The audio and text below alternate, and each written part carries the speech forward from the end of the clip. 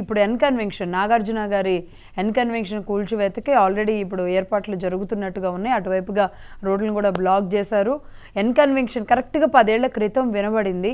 ఎన్ కన్వెన్షన్ని కూల్చేస్తున్నారు అంటే ఆంధ్ర వాళ్ళని ఏదో చేయాలని చూస్తున్నారు కేసీఆర్ గారు అన్న ఒక భయం అలజడ వచ్చింది.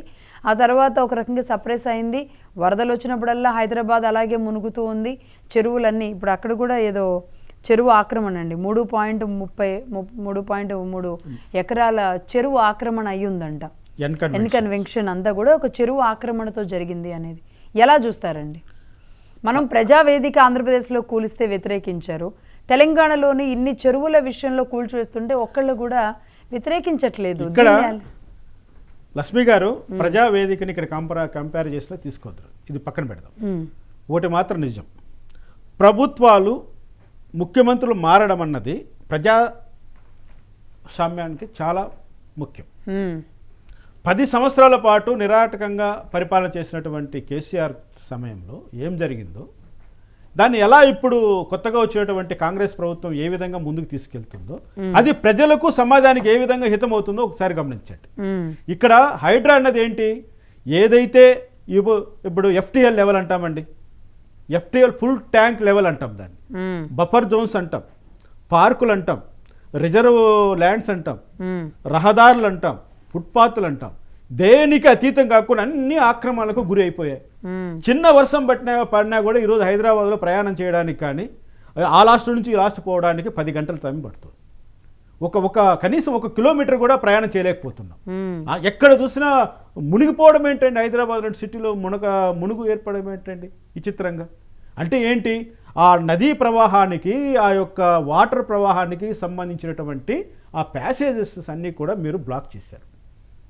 కుంటలు ఆక్రమించేశారు, చెరువులు ఆక్రమించేశారు, వాగులు ఆక్రమించేశారు, ఆట స్థలాలు ఆక్రమించేశారు, అడవులు ఆక్రమించేశారు.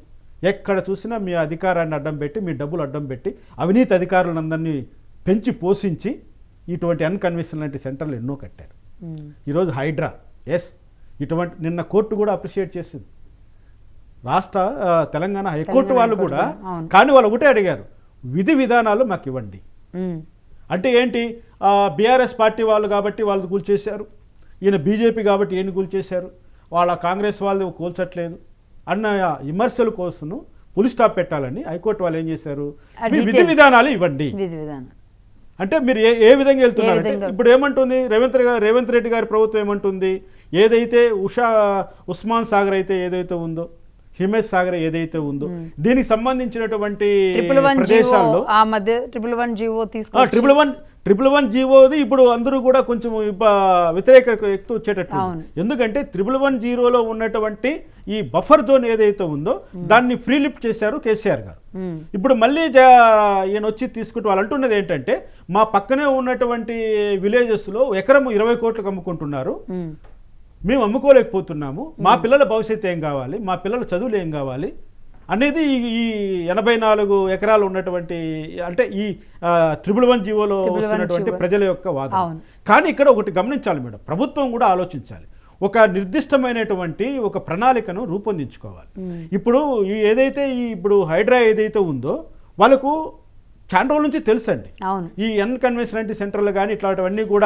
అంతేందుకు కేటీఆర్ గారు ఏమన్నారు నిన్న, నేను కట్టిన ఉన్నది నేను లీజుకున్నాను, నాది కాదు అన్నాడు. కానీ పొంగులేటి శ్రీనివాసరెడ్డి గారు నేను ఏమంటున్నారు, ప్రెస్ మీట్ పెట్టి, ఆ యొక్క కన్స్ట్రక్షన్ నాదే, నా కొడుకుది అది, కానీ నువ్వు స్టేప్ వచ్చి కొలుసుకో, ఎంత ఆక్రమణ జరిగి ఉంటే అంత కూల్చేసాయి, నువ్వు దగ్గరుండి కొట్టే నేను దగ్గర నిలబడుకుంటా, నేను అడ్డం చెప్పమంటున్నా.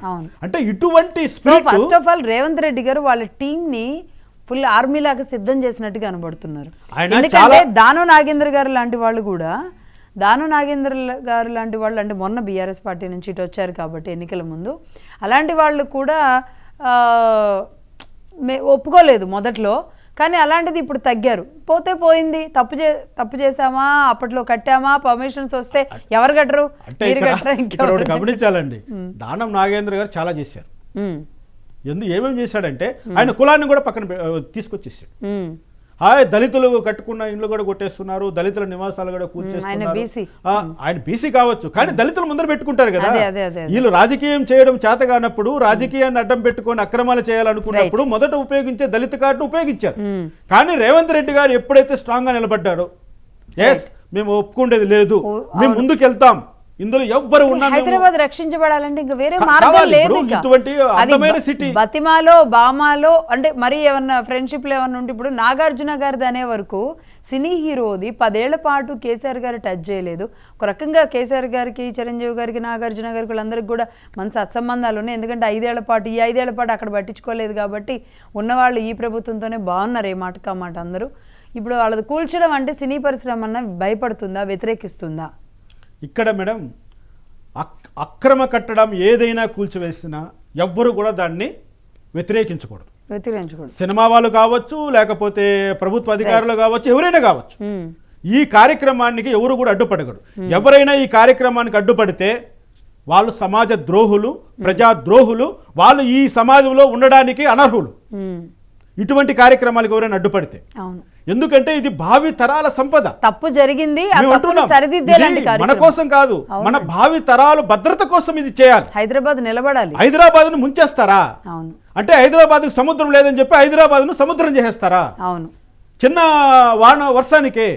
ఇక్కడ మనం అంటున్నది ఏంటంటే, ఇక్కడ హైదరాబాద్ను పరిరక్షించుకుందాం, సుందర హైదరాబాద్ను పరిరక్షించుకుందాం. ఇది భారతదేశానికి కాబోయే 2వ రాజధానిని కూడా దృష్టిలో పెట్టుకోండి. అవునండి, ఇది ఎప్పటి నుంచో ఉన్నది. ఏదో రోజు మంచి రోజు వస్తుంది తప్పకుండా. హైదరాబాదు సౌత్ ఇండియాలో నెంబర్ 1 సిటీగా, భారతదేశానికి 2వ క్యాపిటల్గా వర్ధిల్లబోతున్నటువంటి ఈ యొక్క హైదరాబాద్ నగరాన్ని, హైదరాబాద్ యొక్క సుందరతత్వాన్ని, హైదరాబాద్కు ఉన్నటువంటి బ్రాండ్ ఇమేజ్ని కాపాడడం కోసం ప్రయత్నం చేద్దాం.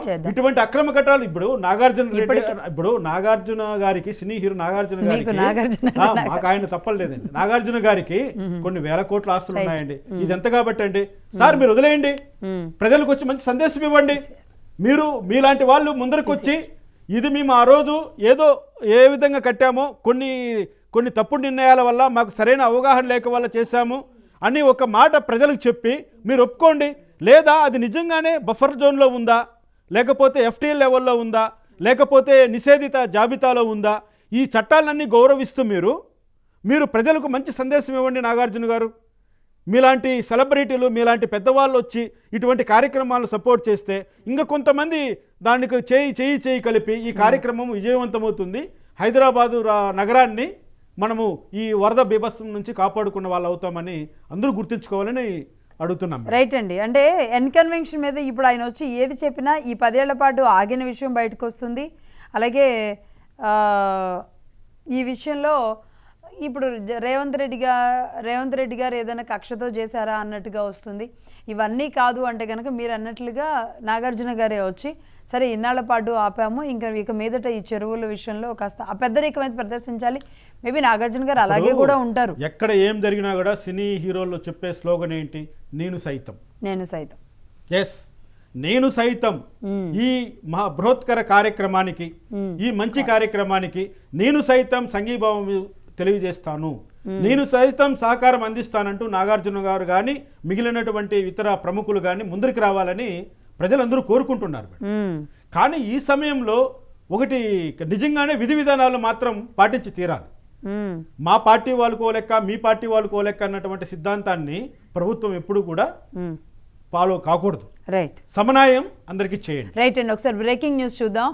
కన్వెన్షన్ దగ్గర అంటే తుమ్మిడి చెరువుని పరిశీలించినట్టుగా తెలుస్తోంది అధికారులు. ఇప్పటికే అంటే వరుసబెట్టి కూల్చివేతలు ఏవైతే కొనసాగుతున్నాయో అక్రమ నిర్మాణాల మీద, హైడ్రా కొనసాగిస్తున్న అక్రమ నిర్మాణాల మీద వరుసగా జరుగుతున్న కూల్చివేతల్లో భాగంగా తుమ్మిడి చెరువు దగ్గర 3.30 ఎకరాలు ఏవైతే ఉందో దాన్ని కన్వెన్షన్ ఆక్రమించినట్టుగానే తెలుస్తుంది. సినీ హీరో నాగార్జునకు చెందిన కన్వెన్షన్ కూల్చివేతకు అధికారులు రంగం సిద్ధం చేశారు. ఇప్పటికే అక్కడ భారీగా పోలీసులు కూడా మోహరించినట్టుగా తెలుస్తుంది.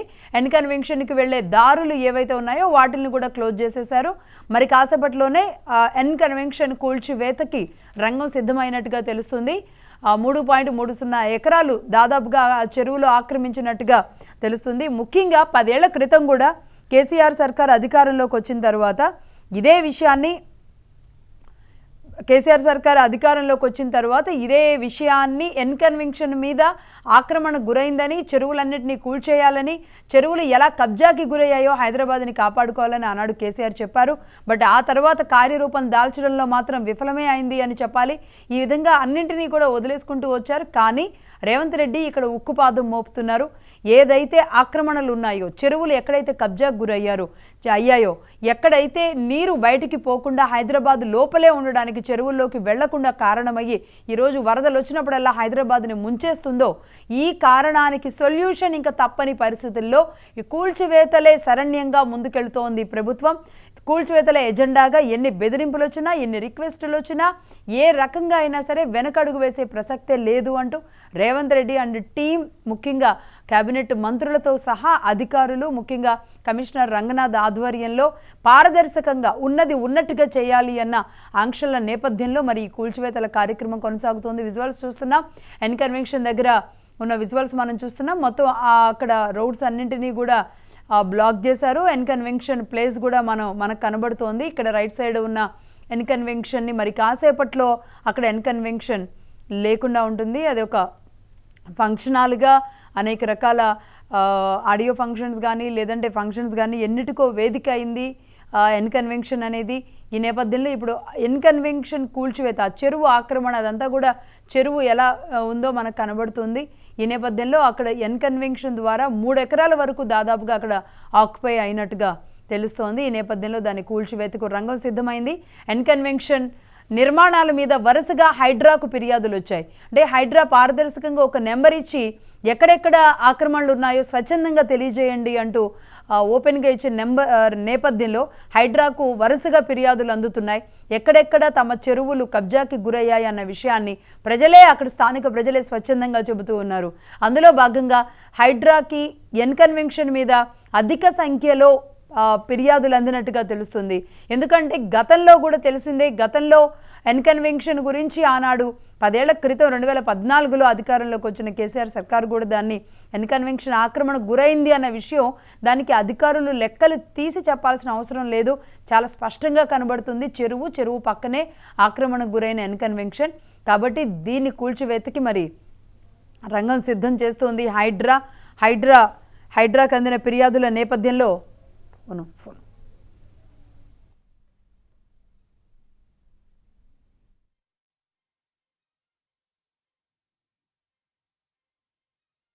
మీద అధికారులు రంగం సిద్ధం చేశారు. మాదాపూర్లో మాదాపూర్లో ఉన్న ఎన్కన్వెన్షన్కి కొలుస్తున్నారు. హైడ్రా బృందం అక్కడ చేరుకుంది.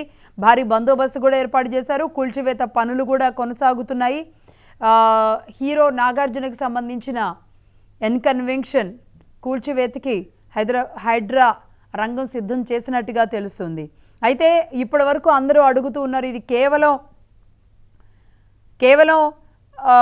ఎవరైనా అంటే ప్రతిపక్షాలు మీద మాత్రమే చేస్తారా, ఎవరిని కూడా ఇందులో చూడకుండా ముందుకు వెళ్ళే అవకాశాలు ఉంటాయా లేదా అన్న దాని మీద ఆ అపోహలన్నిటికీ చెక్ పెడుతూ మరి ఇప్పుడు రేవంత్ సర్కార్, ముఖ్యంగా హైడ్రా ముందుకెళ్తున్న పరిస్థితి ఉంది. అది ఎన్కన్వెన్షన్ అయినా లేదంటే ఇంకొకటి అయినా, అది సొంత పార్టీ నాయకులైనా సరే ఉరుకునేది లేదు అంటూ ఏదైతే చెప్తున్నారో అందులో భాగంగానే ఎన్కన్వెన్షన్ కూల్చివేతకి రంగం సిద్ధమవుతుంది.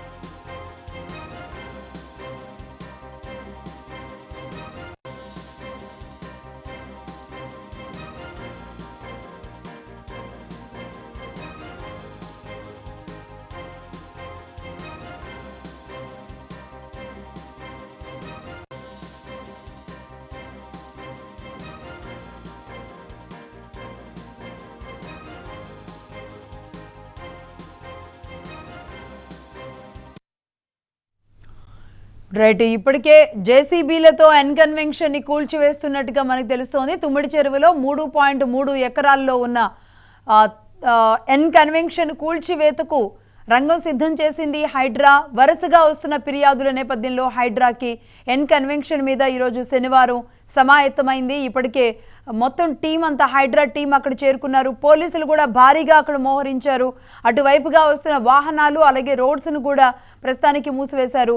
అయితే ఇక్కడ ఇప్పటి వరకు కూల్చిన 4-5 ఫ్లోర్లు ఉన్న భవనాల్ని కూల్చిన తరహాలో కాకుండా మరి జేసీబీతోనే కూలుస్తారా లేదంటే దీన్ని కొలాప్స్ చేస్తారా, టెక్నాలజీతో కొలాప్స్ చేస్తారా అనేది అయితే తెలియాల్సి ఉంది. ఎగ్జాక్ట్గా దీనికి సంబంధించి మా ప్రతినిధి మరిన్ని డీటెయిల్స్ అందిస్తారు. మరి కాసేపట్లో కాంటాక్ట్లోకి వస్తారు. ఎన్కన్వెన్షన్ కూల్చివేత అనేది మనం చూస్తున్నాం.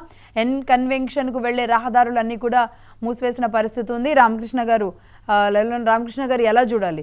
ముఖ్యంగా అంటే ఎన్కన్వెన్షన్ కానీ లేదంటే ఇంకేదైనా కూల్చివేతకి నాకు తెలిసి ఒప్పుకుంటారా? ఆ విధంగా రేవంత్ సర్కార్ ముందుకు వెళ్ళగలుగుతుందా? హైడ్రా అంత సీరియస్ యాక్షన్ తీసుకోగలుగుతుందా అన్న ఆ అనుమానాలు ఇప్పటి వరకు ఉన్నాయి. ఎలా చూడాలి?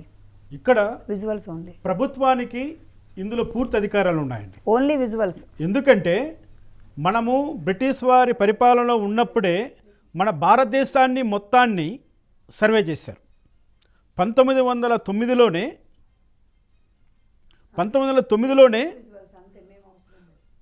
1909లోనే బ్రిటిష్ ప్రభుత్వము భారతదేశం మొత్తం సర్వే చేయించిందండి.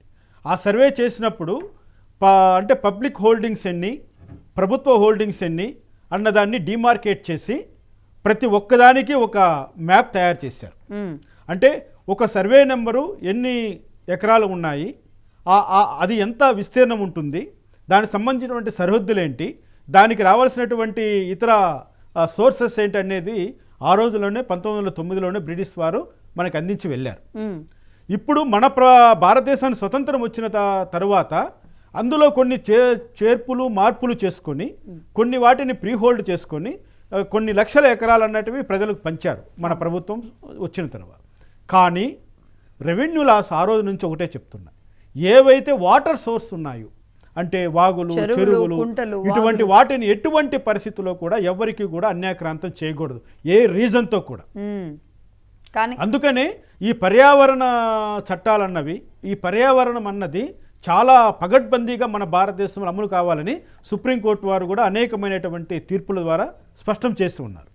ఈరోజు మనము చూస్తున్నాం. అంటే ఎక్కడైనా సరే ఒకటి గమనించినట్లయితే ఆంధ్రప్రదేశ్ అంటే ఉమ్మడి ఆంధ్రప్రదేశ్ని ఆ రోజు రాజశేఖర రెడ్డి గారు పరిపాలన చేస్తున్నప్పుడు విపరీతమైనటువంటి దోపిడీకి తెరదీశారండి.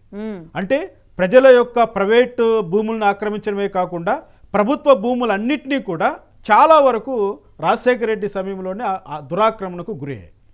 అందులో ప్రధానమైనటువంటి హైదరాబాద్లో ఉన్నటువంటి నడిబొడ్డున ఉన్నటువంటి అనేకమైనటువంటి ఈ చెరువులు. అంటే రాజశేఖర రెడ్డి గారికి ఎవరైతే అనువాయులుగా ఉన్నారో, రాజశేఖర రెడ్డి గారి పరిపాలనను పొగుడుతూ వచ్చారో అటువంటి సినిమా హీరోలు కూడా వాళ్ళు ఎక్కడ పడితే అక్కడ ప్రభుత్వ భూములు ఆక్రమించుకొని గెస్ట్ హౌస్లు కట్టుకున్నారు, ఫామ్ హౌస్లు కట్టుకున్నారు, ఇటువంటి సెంటర్లు కట్టుకున్నారు, బాగా ఎంజాయ్ చేశారండి. కానీ ఈరోజు రేవంత్ రెడ్డి గారు వచ్చిన తర్వాత చాలా మంచి కార్యక్రమంగా ఏదైతే ఆక్రమణ జరిగిందో, దేనివైతే ఇటువంటి 3 ఎకరాల 30 సెంట్లు అంటే హైదరాబాద్లో ఇటువంటి తుమ్మిడి చెరువు, దుర్గం చెరువు ఇటువంటి ప్రదేశాలు, ఇది తుమ్మడి చెరువు అనుకోండి, మాదాపూర్ ఎంత వాల్యుబుల్ అంటే దీన్ని డబ్బుతో మనం మెజర్ చేయకూడదు. దీన్ని ఎలా చూడాలంటే ఇది ఒక జాతి సంపద, చెరువు కుంట కాదు అది, ఇది మన జాతి సంపద. 10 మందికి నీళ్లు సరఫరా చేసేటువంటి వ్యవస్థ, పశుపక్షాదులకు నీళ్లు ఇచ్చేటువంటి వ్యవస్థ, భూగర్భ జలాలు సఫిషియెంట్గా ఉండడానికి ఉపయోగపడేటువంటి ఇటువంటి వ్యవస్థలన్నింటిని కూడా ధ్వంసం చేసి దురాక్రమణ చేసి ఈ విధంగా ఎకరాల మీరు కన్వెన్షన్ సెంటర్లు కట్టుకొని మీరు ఎంజాయ్ చేస్తూ దాని మీద బ్రతుకుతుంటే అది ఎవరికైనా నష్టం. రైట్ అండి, ఖచ్చితంగా. ఒక్క నిమిషం రామకృష్ణ గారు, శ్రీకాంత్ మా ప్రతినిధి ఫోన్ లైన్లో ఉన్నారు. శ్రీకాంత్, ఏంటి అధికారులు అంటే నిన్నటి నుంచే సమాయత్తమై ఉన్నారా? హైడ్రాకి ఎన్ని కంప్లైంట్స్ వెళ్ళినాయి? మరి ఎంతసేపట్లో కూల్చివేసే అవకాశాలు కనబడుతున్నాయి? అక్కడంతా చాలా భారీగానే జేసీబీలు ఆల్రెడీ ఒక సైడ్ నుంచి మొత్తం కూల్చివేస్తున్నట్టుగానే కనబడుతోంది. లక్ష్మి గారు, ఈ హైడ్రా మాత్రం తన యాక్షన్ ప్లాన్ స్టార్ట్ చేసి శరవేగంగా పనులు కంప్లీట్ చేస్తుందని చెప్పొచ్చు. ఇప్పటికే అంటే ప్రముఖుల జోలికి వెళ్తారా అనే క్వశ్చన్ కి ఈ కన్వెన్షన్ కూల్చివేతతోటి ఒక సమాధానం అయితే దొరికిందని చెప్పొచ్చు. నెక్స్ట్ ఈ బఫర్ జోన్ లో కానీ FTL లో ఉన్న వాటికి ఏంటి కూడా ఉపేక్షించబోమని, ఎవరిని ఎంత పెద్దవారైనా ఉపేక్షించేది లేదని చెప్పి ఈ హైడ్రా కమిషనర్ రంగనాథ్ ఇప్పటికే చెప్పిన నేపథ్యంలో దీనిపై పూర్తిస్థాయిలో దృష్టి సారించాలని చెప్పొచ్చు. సీఎం రేవంత్ రెడ్డి కూడా ఇటు హైడ్రా కమిషన్ ఫుల్ పవర్స్ ఇచ్చినట్టుగా తెలుస్తుంది. ఈ నేపథ్యంలో హైడ్రా ఈ సంచలనాత్మక నిర్ణయాలు తీసుకొని ఇటు కూలగొడుతున్నారు. గతంలో అనేక మార్లు ఫిర్యాదు వచ్చినప్పటికీ గత ప్రభుత్వంలో కొన్ని వేల కట్టడాలు కూలగొట్టారు 8 సంవత్సరాల క్రితం. కానీ అప్పుడు ఏ కన్వెన్షన్ టచ్ చేయలేదు, కొన్ని కట్టడాలు కూడా ఆపేశారు. అయ్యప్ప సొసైటీలో మనం అవి చూసాం. కానీ ఇప్పుడు ప్రస్తుతం హైడ్రా మాత్రం అందుకు భిన్నంగా ఏ కంప్లైంట్ ఎవరి నుంచి అయితే సామాన్యుల నుంచి వచ్చిన కంప్లైంట్ కూడా పరిగణలోకి తీసుకొని ఆ పాత FTL పరిధిలో ఉందా లేదా అని చెప్పి 1979 రికార్డుల ప్రకారం చెక్ చేసి మరి వీళ్ళు ఎంతవరకు ఆక్రమించారనేది గమనించి పూర్తి ఆధారాలు సేకరించిన తర్వాత ఒకవేళ FTL పరిధిలో ఉంటే మాత్రం ఖచ్చితంగా కూలగొడుతున్నారు. ఇదే ఇప్పుడు ఇక్కడ పర్టికులర్ గా కన్వెన్షన్ సంబంధించి నాగార్జున గారికి నోటీసులు ఇవ్వడం, ఆయన దీని గురించి ఏమైనా డిస్కస్ జరగడం, లేదు అంటే ఆయన దీన్ని వ్యతిరేకించడం, లేదంటే ఓకే అని చెప్పడం, ఇలాంటిది ఏమైనా జరిగి ఉంటుంది అనుకోవచ్చా? గతంలోనే సీఎం రేవంత్ రెడ్డిని కలిసారు ఇదే విషయం అని చెప్పి చెప్పినప్పటికీ గతంలో సీఎం రేవంత్ రెడ్డిని కుటుంబ సమేతంగా కలిశారు. అదేవిధంగా ఇప్పటికే హైడ్రా కమిషన్ నుంచి నోటీసులు కూడా వెళ్ళాయి. అయితే దానికి సంబంధించి నాగార్జున గానీ అటు వారి కుటుంబ సభ్యుల నుంచి కానీ ఎటువంటి బయటికి రాలేదు. కానీ హైడ్రా మాత్రం తన పనులు చేసుకోండి. ఎందుకంటే చాలా కంప్లైంట్స్ వచ్చాయి కన్వెన్షన్ కు సంబంధించి ఫిర్యాదులు లేదు, సామాజిక పర్యావరణవేత్తల నుంచి చాలా కంప్లైంట్స్ వచ్చాయి. అయితే దీనికి సంబంధించి అన్ని కసరత్తులు పూర్తి చేసిన తర్వాత ఒక నిర్ధారణకు వచ్చిన తర్వాత కంప్లైంట్స్ బేస్ చేసుకునే కాకుండా వాస్తవ పరిస్థితులను చూసుకున్న తర్వాతనే ఆ శాటిలైట్ మ్యాపింగ్ ద్వారా గుర్తించి ఎన్ని ఎకరాల వరకు కబ్జా చేశారని గుర్తించిన తర్వాత దాదాపు 3 ఎకరాల 20 గుంటలు ఏదో గుర్తించి దాన్ని ఆ మేరలోనే కట్టడాలు ఉన్నాయి, కన్వెన్షన్ ఉందని చెప్పి భావించిన తర్వాతనే ఈ నిర్ణయానికి వచ్చారు. దీనికి సంబంధించి కూల్చివేత ప్రారంభించారు. సగం వరకు కంప్లీట్ అయిందని చెప్పొచ్చు. మార్నింగ్ వరకే అర్ధరాత్రి తర్వాతనే ఈ ఆపరేషన్ కి అంత సిద్ధం చేసి రెడీగా ఉంచారు. బుల్డోజర్లు, JCBలు అన్ని పెద్ద స్థాయిలో కన్వెన్షన్ వద్ద ఉన్నాయి. ఇక్కడ నుంచి పెద్దల ఏవైతే ఉన్నాయో వాటిని కూడా కూల్చేందుకు రంగం సిద్ధం అవుతుంది. దాదాపుగా ఇప్పటికీ అంటే మనకు వస్తున్న విజువల్స్ చూస్తుంటే 50 to 60% వరకు కూడా కూల్చేసినట్టుగానే కనబడుతుంది. రైట్ శ్రీకాంత్, మళ్ళీ అప్డేట్స్ కోసం మీతో కాంటాక్ట్లోకి వస్తాం. మన crime bureau chief Madhu phone లైన్లో ఉన్నారు. మధు చెప్పండి, ఈ దాదాపుగా అంటే అర్ధరాత్రి నుంచే ఈ పనులు మొదలుపెట్టినట్టుగా తెలుస్తుంది. శ్రీకాంత్ చెప్పినట్టుగా అంటే ఒక రకంగా తెల్లవారుజాము నుంచి ఒక 50-60% ఇది కూడా అయిపోయింది, కొలాప్స్ అయిపోయింది. బట్ మేబీ ఏమైనా ప్రెజర్స్ వచ్చి ఉంటాయా కన్వెన్షన్ విషయంలో? హైడ్రాకి కంప్లైంట్స్ అయితే వెళ్ళినాయి, బట్ ఆపాలి అన్న విషయంలో ఏమైనా నాగార్జున గారి తరపు నుంచి కానీ సినీ పరిశ్రమ నుంచి కానీ ఏదైనా ప్రెజర్స్ కానీ రిక్వెస్ట్లు కానీ వచ్చినాయి అనుకోవచ్చా? రిక్వెస్ట్లు కానీ ఫిర్యాదులు కానీ ఏమొచ్చినా ఏమి రాకపోయినా సరే చెయ్యాలనుకునేది చేసేసాము, కూల్చేసాము. ఇది ఫైనల్ గా జరిగినటువంటి వ్యవహారం.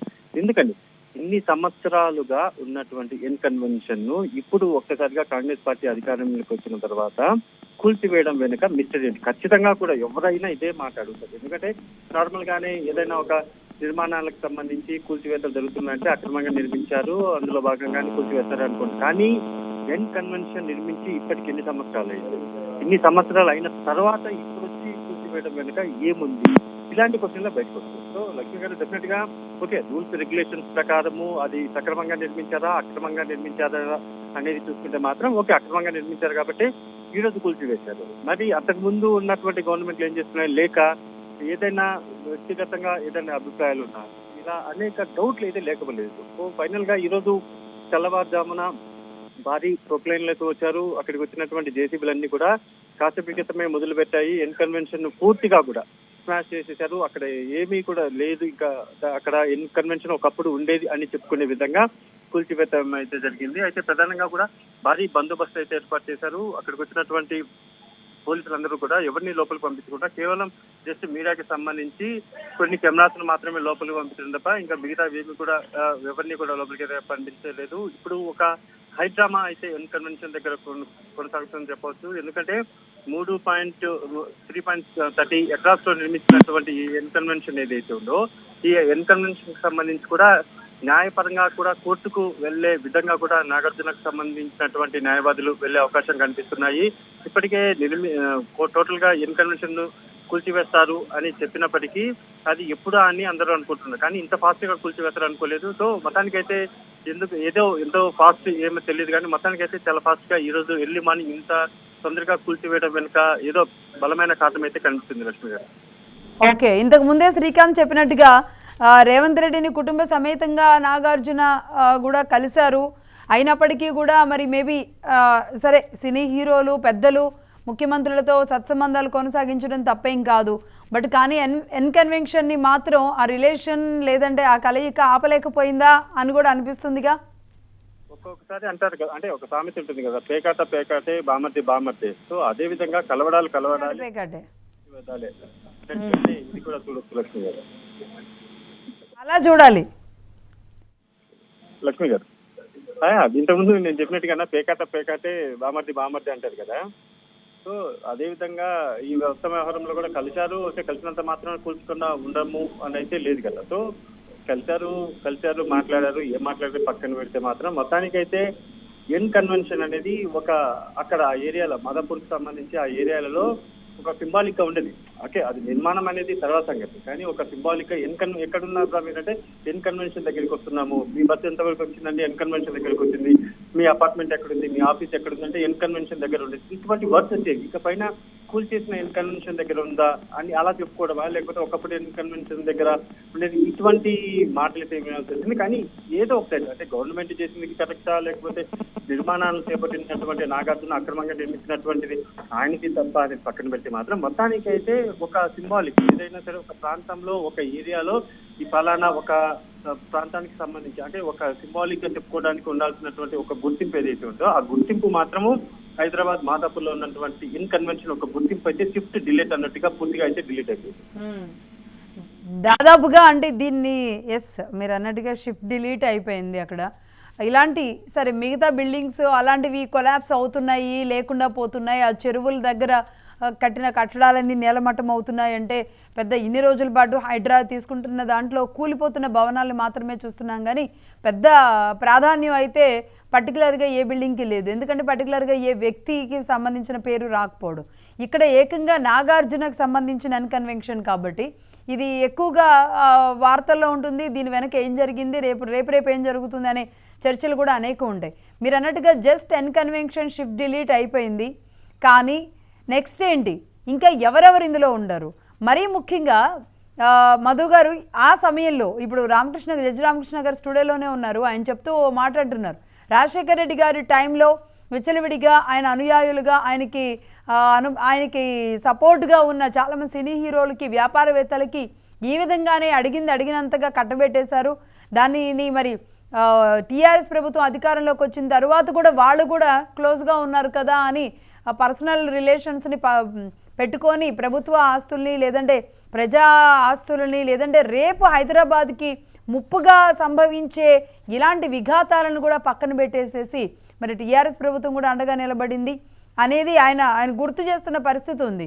బట్ ఈ నేపథ్యంలో ఆ సమయంలో వీరికి సపోర్ట్ చేసిన అధికారులను కూడా యాక్షన్ తీసుకునే అవకాశాలు ఎంతవరకు ఉంటాయి? ఇది ఆ రోజు పర్మిషన్ ఇవ్వడం వల్లే ఆ రోజు వీళ్ళు తీసుకొని దాన్ని కట్టుంటారు. మరి దీని మీద కూడా ఏమైనా హైడ్రా ముందుకెళ్తుందా? మీరు కూడా మాట్లాడుంటారు రంగనాథ్ గారితో, ఏమంటున్నారు? ఇదంతా ఓకే, అధికారులు పక్కన పెట్టేద్దాం. అధికారులను కాసేపు పక్కన పెట్టేస్తే ఈ ఎన్ కన్వెన్షన్ ఎప్పుడైతే నిర్మించిన తర్వాత ముఖ్యమంత్రులుగా పనిచేసినటువంటి వాళ్ళు, మంత్రులుగా పనిచేసినటువంటి వాళ్ళు కూడా ఉన్నారు కదా, వాళ్ళకు కూడా ఇదంతా కూడా తెలుసు కదా. అప్పుడు అధికారులు చెప్పే ఉంటారు కదా, ముఖ్యమంత్రులు కూడా తెలిసే ఉంటుంది కదా. కానీ ఇప్పుడు కాంగ్రెస్ గవర్నమెంట్ ఇస్తారు, అంటే గతంలో కాంగ్రెస్ గవర్నమెంట్ ఉన్నప్పుడు కూడా అది ఉంది, ఎన్ కన్వెన్షన్ అనేది అక్కడే ఉంది. కానీ ఇప్పుడు రేవంత్ రెడ్డి వచ్చిన తర్వాత మాత్రం ఈ నిర్మాణం అనేది కూల్చివేయడం జరిగింది. అంటే ఇప్పుడు తప్పెవరిది? అప్పుడు ముఖ్యమంత్రులు పట్టించుకోకపోవడం వల్ల అప్పటి ముఖ్యమంత్రులు తప్పదా, లేకపోతే అధికారులది తప్పిదమా, లేకపోతే నాగార్జున తప్పిదమా, లేకపోతే ఇప్పుడు ఉన్నటువంటి కూల్చివేయడం వల్ల అంతమందికి ముఖ్యమంత్రులకు మంత్రులకు తెలిసిన తర్వాత కూడా వాళ్ళు ఏం చేయకుండా ఇప్పుడు రేవంత్ రెడ్డి కూల్చివేయడం అనేది ఇప్పుడు రేవంత్ రెడ్డి తప్పిదమా? ఇలా అనేక ఇక్కడ ఫలానా వ్యక్తి తప్పిదము, ఫలానా వ్యక్తి కరెక్ట్ అని చెప్పడానికి లేదు. ఎందుకంటే నిర్మాణాలు జరిగేటప్పుడు నిర్మాణాలు జరిగాయి, కూల్చివేతలు అనేది ఇప్పుడు మొదలయ్యాయి. కానీ ఇక్కడ ఒకటి, కూల్చివేతలు అనేటటువంటి ఈ వర్డ్ ఏదైతే ఉందో అన్ని పార్టీలకు వర్తిస్తుందా అనేది ఇక్కడ చూడాల్సినటువంటి, కేవలం కొన్ని పార్టీలకు మాత్రమే వర్తిస్తుందా? ఎందుకంటే గతంలో చూసాము, గతంలో అనేక సార్లు కూడా చాలా హడావుడిగా జరిగినటువంటి హంగామాలు ఆ తర్వాత కాలగర్భంలో కలిసిపోయినటువంటి ఉన్నాయి. డ్రగ్స్ కేసు వ్యవహారం చూసుకుంటే డ్రగ్స్ కేసు ఏ స్థాయిలో రెచ్చిపోయిందో చూసాం. కానీ చివరికి ఏమైపోయింది? ఏం లేదు, ఫోన్ ట్యాపింగ్ వ్యవహారం ఉంది. ఫోన్ ట్యాపింగ్ వ్యవహారంలో ఇదిగో అరెస్టు, అదిగో arrest, KTR arrest, KCR arrest ఇంకా అయిపోయింది అన్నారు. కానీ చివరికి చూసుకుంటే ఏమీ లేదు. అదే విధంగా ఇప్పుడు నిర్మాణాలకు సంబంధించి ఇప్పుడు కొన్ని నిర్మాణాలు కూల్చివేసి మిగిలిన నిర్మాణాల విషయంలో ఆగిపోతే ఇప్పుడు కూల్చివేసినటువంటి వీళ్ళందరూ కూడా నష్టపోయినట్టే కదా. అలా కాకుండా ఈ నిర్మాణాలను కూడా మీరు నిర్మించినటువంటి ఈ నిర్మాణము తప్పుగా నిర్మించారు కాబట్టి, అక్రమంగా నిర్మించారు కాబట్టి మీ నిర్మాణాలను ఇక్కడైనా సరే మీకు ఇటువంటి ప్రాంతాల్లో నిర్మించకండి, దీనికి మీరు చేయాల్సినటువంటి సొల్యూషన్ ఫలానా ఉంది అని చెప్పి దానికి ఏదైనా ఆల్టర్నేట్ సొల్యూషన్ చూపించాలి. అలా చూపించకుండా ఒక్కసారిగా వచ్చేసి జేసీబీ తీసుకొచ్చామా, కూల్చేసామా, వెళ్ళిపోయామంటే సొల్యూషన్ అయిపోతుంది అనుకుంటే అలా అనేక బిల్డింగ్స్ ఉన్నాయి. మరి అన్ని బిల్డింగ్స్ లో కూడా రావాలి కదా. మరి పూరి గుడిసె దగ్గర నుంచి 10 అంతస్తుల బిల్డింగ్ వరకు కూడా అన్ని కూడా అనేక చోట్ల అక్రమాల్లో ఉంటాయి. కానీ పూర్తి గుడిసెలు ఉన్నటువంటి వాళ్ళు పక్కన పెట్టేస్తే హై లెవెల్ అంటే బిల్డింగ్లు నిర్మించేసి కోట్లాది రూపాయలు తమ జేబులు వేసుకున్నటువంటి అనేక పార్టీలు, ఈ పార్టీ కాంగ్రెస్ పార్టీనా, బీజేపీనా, లేకపోతే ఇంకొక పార్టీ ఫలాని పార్టీ అని చెప్పట్లేదు, ప్రతి పార్టీకి సంబంధించినటువంటి వాళ్ళలో ఎవరో ఒకరు ఉంటారు నిర్మాణం చేసిన బట్టి, అవన్నీ కూడా కూల్చివేయాలి కదా. ఇప్పుడు ఈ విషయం చాలా తీవ్ర చర్చనీయాంశంగా అయితే మాట్లాడలేదు. రైట్ మధు గారు. సో మొత్తంగా అయితే నెక్స్ట్ ఎవరిది ఉండే అవకాశాలు ఉన్నాయి? కేవలం ఎన్ కన్వెన్షన్ మాత్రమే ఆనాడు కనబడింది, ఈనాడు కనబడుతుంది. ఇంకా చెరువులలో ప్రముఖులు లేదంటే సినీ హీరోలు, సినీ పరిశ్రమకు సంబంధించిన వాళ్ళు ఎవరైనా ఉండే అవకాశాలు ఉన్నాయా? నెక్స్ట్ వాళ్ళు కూడా ఈ క్యూలో ఉంటారంటారా? ఇప్పుడు ఎవరైతే అక్రమ నిర్మాణాలు చేపట్టారో ఆ నిర్మాణాలు చేపట్టినటువంటి ప్రతి ఒక్కరి గుండెలు కూడా లబ్ డబ్ అని కొట్టుకుంటుంది రాత్రిపూట. ఎందుకంటే ఉదయానికల్లా ఎక్కడ ఎవరి ఇంటి దగ్గరికి వచ్చేసి జేసీబీలు నిలబడతాయని ఇదొక భయం అయితే ఉంది. సో ఈ నేపథ్యంలోనే ఎక్కడ ఏ రోజు హైడ్రా వచ్చేస్తుందో, ఎక్కడ నిర్మాణాలు కూల్చేస్తుందో అనేది మాత్రం క్వశ్చన్ మార్కే. ఈ రోజు మార్నింగ్ ఎన్ కన్వెన్షన్ దగ్గరికి హైడ్రా వచ్చేస్తుంది, జేసీబీలు పెడతారు అనేది ఎవరు ఊహించలేదు. కానీ ఒకసారిగా వచ్చేసారు, కూల్చేశారు, వెళ్ళిపోయారు కూడా. ఆ విధంగానే నిర్మాణాలు చేపట్టినటువంటి వాళ్ళు రాత్రిపూట్ల నిద్ర పట్టక లబ్ అనుకుంటూ భయపడుతూనే అయితే ఉన్నారు. లక్ష్మి గారు. రైట్. మధు గారు, మీకున్న సమాచారం ఏంటి? నాగార్జున గారు అంటే నోటీసులు అందిన తర్వాత హైడ్రా రంగనాథ్ గారితో మాట్లాడడం కానీ, రేవంత్ రెడ్డి గారితో మాట్లాడడం కానీ జరిగిందంటారా, జరగలేదంటారా? ఏదో ఒక అప్రోచ్ అయితే అయి ఉంటారు కదా. ఒకటి ఏదైనా సరే చప్పట్లు లేకుండా అంటే 2 చేతులు కలవకుండా అయితే సౌండ్ రాదు. సో కలిసి మాట్లాడిన తర్వాత కలయిక అనేది కలవలేదా, కలిసి మాట్లాడకపోయినా సరే కలవాల్సిన మాటలు కలవలేదా, ఇక్కడ కొంత క్వశ్చన్ మార్క్ ఉంది. మొత్తానికి ఏది కలవలేదు, మొత్తానికి కూల్చివేశారు అనడానికి నిదర్శనమే ఎన్ కన్వెన్షన్ కూలిపోవడం.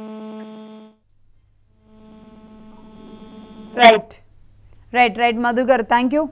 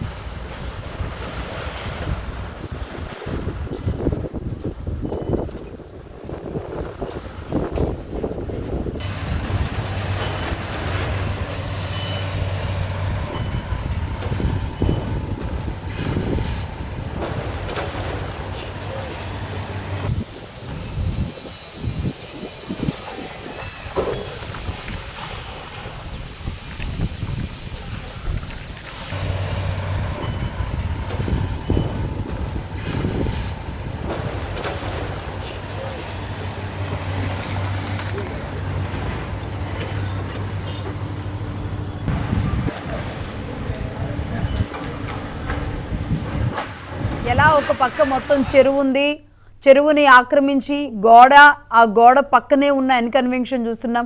హైటెక్స్ నుంచి లోపలికి వెళ్ళే వాళ్ళకి ఎన్ కన్వెన్షన్ తెలుస్తుంది. పర్టికులర్గా కొన్ని ఆడియో ఫంక్షన్స్ లేదంటే చాలా పెద్ద పెద్ద మీటింగ్స్ పెద్దవాళ్ళకి మాత్రమే ఎన్ కన్వెన్షన్లో ఉంటుంది. అలాగే చాలా పెద్దవాళ్ళ ఫంక్షన్స్ కూడా, అంటే కోట్ల రూపాయల్లో జరిగే ఫంక్షన్స్ కూడా ఎన్ కన్వెన్షన్లో జరుగుతూ ఉంటాయి. బట్ ఈ నేపథ్యంలో చెరువుని ఆనుకొని ఒక మంచి లొకేషన్ మధ్య ఉన్న ఎన్ కన్వెన్షన్గా ఇన్నాళ్ల పాటు అంటే మంచి లాభాలనే కూడబెట్టింది అని చెప్పాలి ఎన్ కన్వెన్షన్. ఒక్కసారిగా కొలాప్స్ అవుతున్న దృశ్యాలు మనం చూస్తున్నాం.